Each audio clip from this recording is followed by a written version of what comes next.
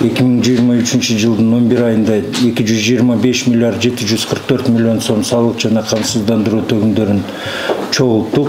Бул белгиленген пландан 3,5 миллиард сомго ашык.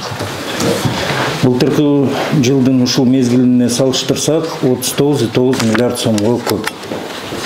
Бул көрсөткүчкө салыктык башкаруунун жакшыртуунун жана күчөтүүнүн ошону менен бирге ишкерлердин онлайн тейлөөгө өтүүсүнүн аркасында жетүүгө мүмкүн болду.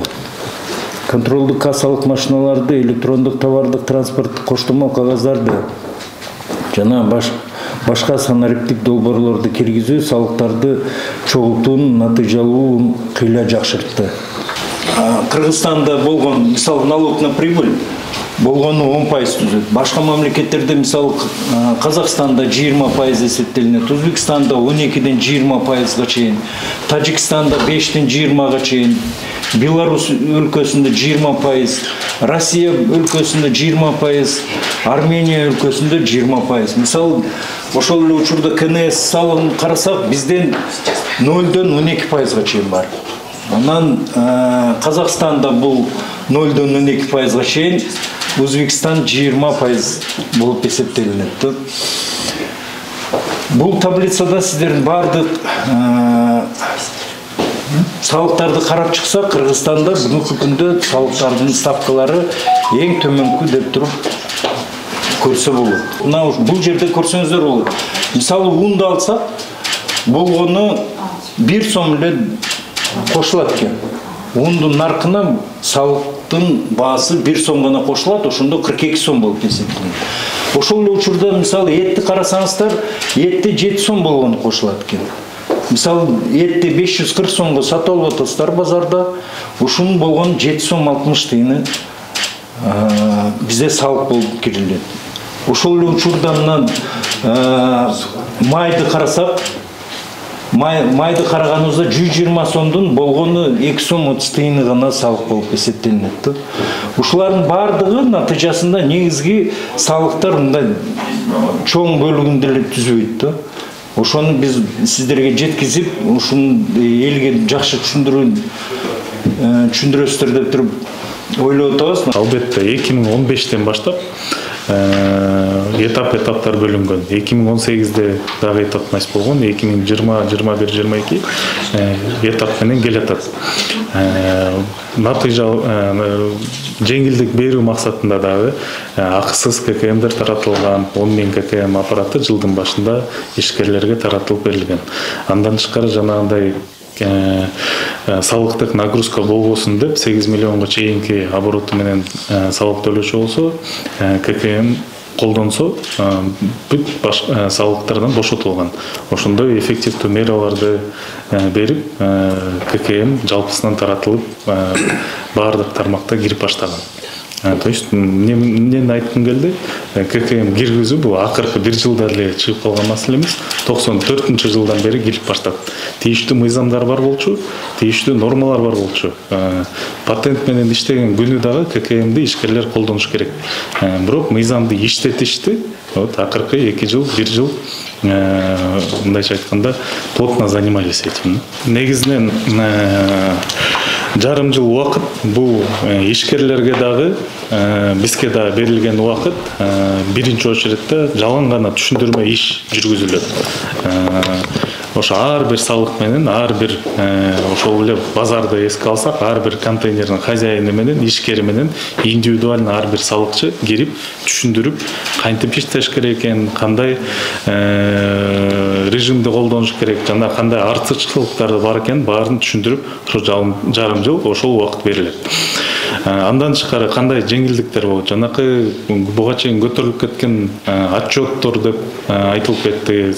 Тияка барып тапшырыш керек экен, бухгалтер алыш керек экен деп, анын баары жокко чыгарылат, отчеттор тапшырылбайт. Эч кимге ошол именно конечный акыркы сатып алуучу кишилер менен иштеген субъект, ишкер, эч кандай бухгалтерин нанимать этишин кереги жок. Бир гана ККМ колдонот, экинчиси өзүнө келген товарды подтверждать этип коет. Ошону түшүндүрүп берип, ошого жараша биздин маалыматтык информационный системаларыбызды ылайыкташтырып, жеңилдетип, муну ишкерлер колдонуп баштаганда сунуштар да түшүп баштайт. Биягын жеңилдетели, тиягын жеңилдетели деп, ошол менен иштеп, ошо жарым жылды толук кандуу жалаң гана ошол багытта иштейбиз да. Эч кандай айып бул текшерүүлөр жүргүзүлбөйт. Жалаң гана түшүндүрмө иш. Саламатсызбы, урматтуу журналисттер. Ислам Намызбекович айткандай, мамлекеттик салык кызматы салык чекит KG деген мобилдик тиркемени ишке киргизди.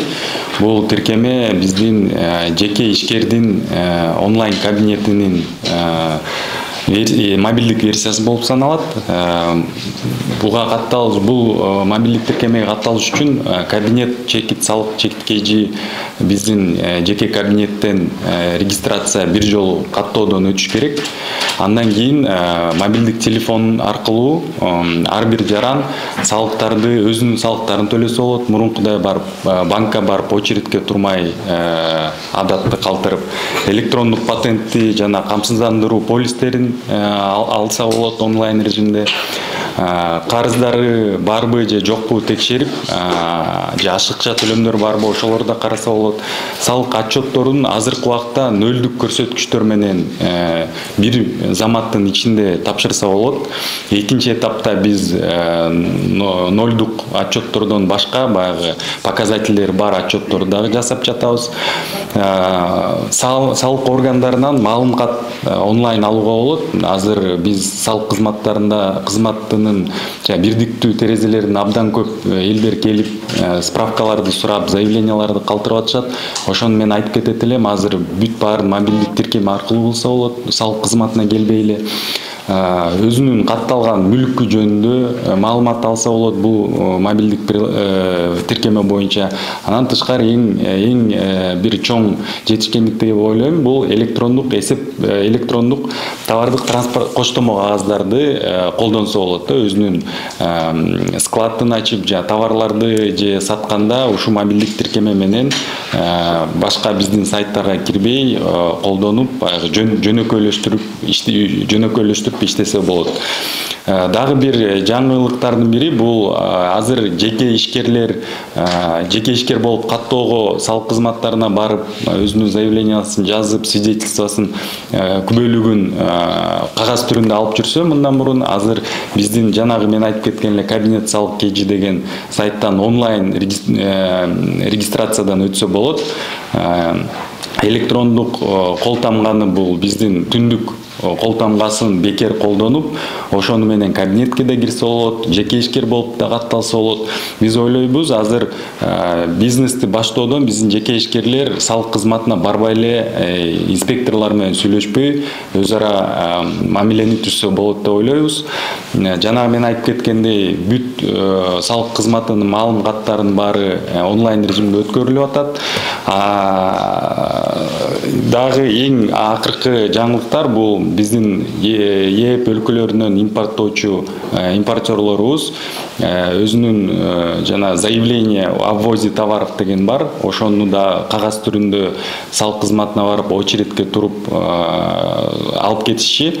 Бир жумадан бери биз аны дагы электрондук форматка өткөрдүк. Бул жаңылыктардын баарын биздин официалдуу сайтыбыздан окуп, кандай эреже менен анын баарын алыштын баары жазылган. Ушундай жөнөкөйлөгөн онлайн системалар кирип атат. Алдыда дагы жөнөкөйлөтүүлөр болот. Мисалы алсак, жанагы эле 8 миллиондон өйдө обороту бар ишкерлер азыр кварталдык же айлык отчет берип атса, биз аны дагы автоматташтырылган система жасап атабыз. Салык төлөөчү өзү отчет толтурбастан, ага биз онлайн режимде жана мобилдик тиркеме аркылуу отчетторду даярдап берүүгө иштерди алып барып атабыз. 2022 жылдан баштап тынымсыз, өзүңүздөр көрүп турсаңыздар керек, социалдык тармактарга дагы чыгарабыз.